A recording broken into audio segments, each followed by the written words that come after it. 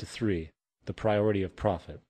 A monetary system's foremost motivating principle is profit, or more generally, income. All people must seek out a strategy to acquire money. A wage earner seeks out the best possible pay he can get for his services, while the employer seeks to constantly reduce costs in order to maximize their profit. This competitive mentality extends into all facets of society, and it should be no surprise that those who are in positions of great wealth are often the most ruthless and indifferent. Now, before we move any further into the negative consequences of the profit priority, let's first consider what many think to be the good side of this system: incentive. As the theory goes, the need for profit provides a person or organization with motivation to work on new ideas and products that might sell in the marketplace. In other words, the assumption is that if people were not motivated by their need to obtain money, nothing would be invented and little social progress would be achieved. First of all, the most powerful contributions to society did not come from people seeking profit. Louis Pasteur, Charles Darwin, the Wright brothers, Albert Einstein, and Isaac Newton did not make their massive contributions to society because of material self-interest. While it is true that useful inventions and methods do come from the motivation for personal gain, the intent behind those creations typically have nothing to do with human or social concerns, and everything to do with detached self-interest and blind personal gain. The pursuit of profit almost always comes before human concern, and a simple glance at the cancer-causing preservatives in our foods, the planned obsolescence of nearly everything manufactured, along with a healthcare industry that charges $300 for a single antibiotic pill, will indicate that the profit incentive is actually a detriment.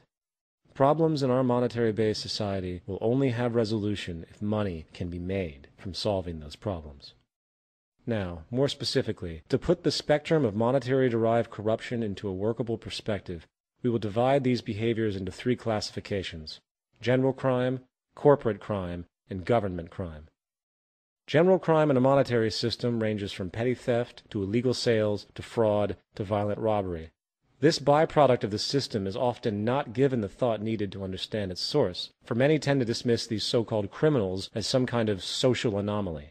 The reality is that the stress, conflict, poverty, and thus deprivation generated by the monetary system itself is the foundational cause.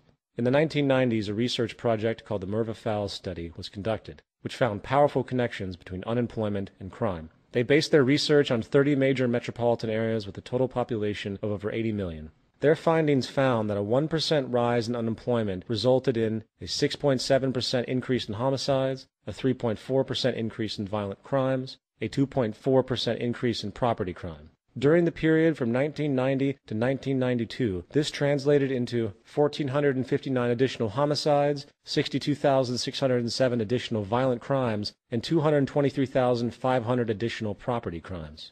This is very revealing. A person living in a deprived environment with little resources, poor education, and few opportunities for work will simply do what they need to in order to survive, while the neuroses generated from the stress of the situation often leads to violent and socially offensive acts. In other words, the environment is creating the behavior.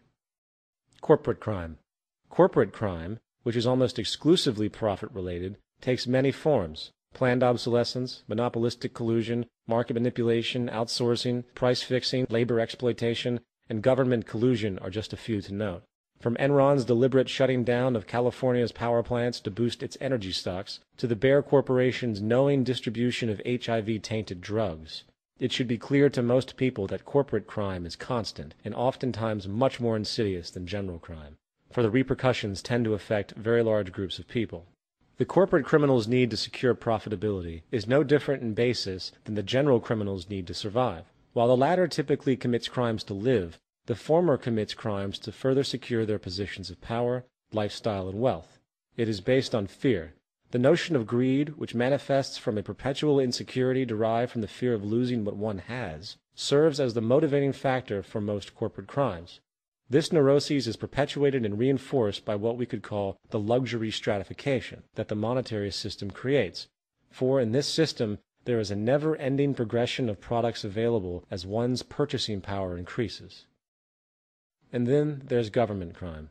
Government crime is one of the more complex and difficult forms of conduct to consider, for perception of government is highly modified by the prevailing values this ruling class perpetuates through society. For example, patriotism is often used to encourage support for war, making people feel like they have an obligation to agree with the government's decision. That being said, let's take an objective look at what government within a monetary system actually is and represents. The central role of government is basically the invention of regulatory legislation and policies to handle the functioning of society. Idealistically, the broad interests of the public would be the first priority of government. Unfortunately, as history has shown, this is not, and has rarely been, the case. Rather, government as we know it is actually a parent corporation to all the other corporations working within the country's economy. This, of course, makes sense, for the value of any nation is really determined by the state of its economy. This means that the government has a vested interest in the economic position of its nation, most specifically, with those interests that benefit them directly.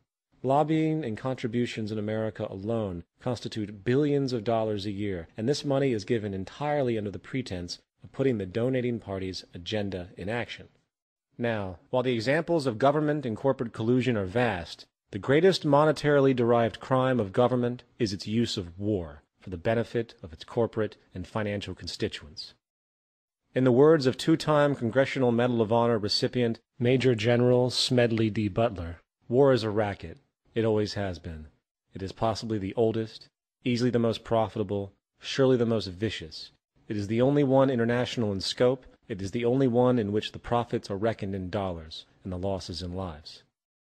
Accelerated industrial creation, military contracts, reconstruction contracts, energy and resource acquisition or theft, high-interest, austerity-driven World Bank and private bank loans for post-war economies are just a few of the highly profitable mediums utilized. The true motivation for war today is actually threefold: industrial commercial profit, maximized for the elite; resource acquisition or theft, as was the case with Iraq and Afghanistan; and strategic geopolitical alignment to increase the ease of further industrial profit and resource theft. War is probably the greatest sickness caused by the desire for wealth and power. Government, with its team of brainwashed assassins on hand, is involved in the ultimate form of self-preservation, and as long as the resources of the world remain hoarded and restricted for the material benefit of a few, this pattern of war will never end.